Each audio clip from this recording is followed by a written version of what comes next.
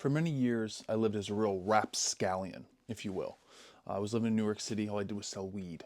Um, and I was dating this girl for a while. We really liked each other. And then we broke up. It was very sad. But at that point, I was really looking forward to being single. I was like, great. It's the summer. All I want to focus on now is getting girls and making that paper. And I was succeeding at that.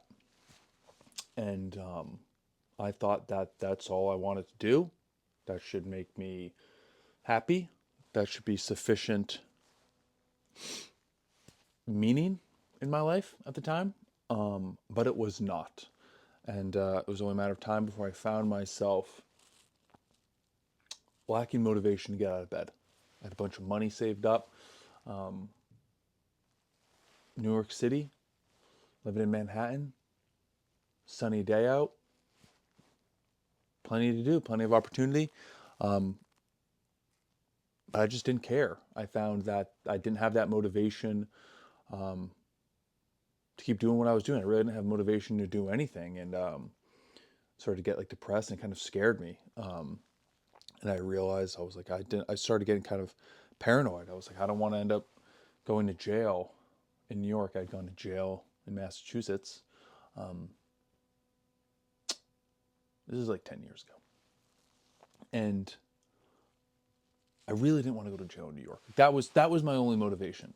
Um, and so eventually, I just had to completely abandon that approach. And then I really had to like investigate my mind, my thought, like my my motivational systems. Like I realized I was like the only thing that had really been keeping me in New York City was the fact that I was dating this girl and she was gone. And I was like, I was like, I would just save up more money, but like I didn't have a well thought out plan, and I realized I needed to quit. And so then I ran back into safety and normalcy and just trying to live in a way that society deemed appropriate, because I'd gotten kind of freaked out by the way I was living. I was worried that it was just going to end badly. And I realized that this idea that life was pointless and possibly just an exercise in cruelty had captured my mind, and it wasn't. And I was basically acting like life was pointless. And it was not a good place to be. Then, on the contrary,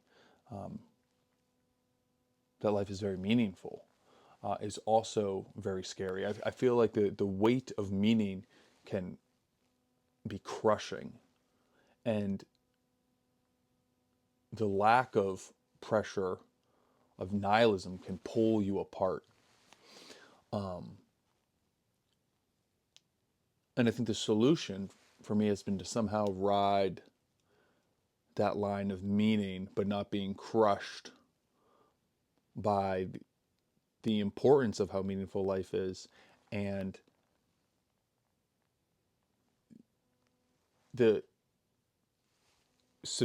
my severe inadequacy, which is why I think the concept of forgiveness is so important, because you have to forgive yourself, or your forgiveness comes only from God. Not really to go down that road, but like we constantly, like I so many times I've set up goals. I'm being like, I'm gonna do this, this, and this, and then I don't. Or many things I have achieved. I have achieved many goals I've set out for myself, but many times it's like, all right, I'm gonna do this, and I don't do it. I want to do something and I fall short. I get too angry. I sin. I get too lazy. Whatever. And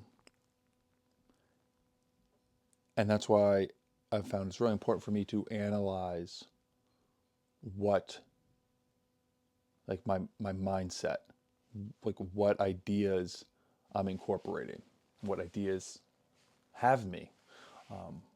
I think it's an old idea that it's like humans were the playthings of the gods, and that I believe is essentially true. I mean, it's like if you aren't controlled by aiming towards the highest good for your life, you're going to be controlled by either this or that.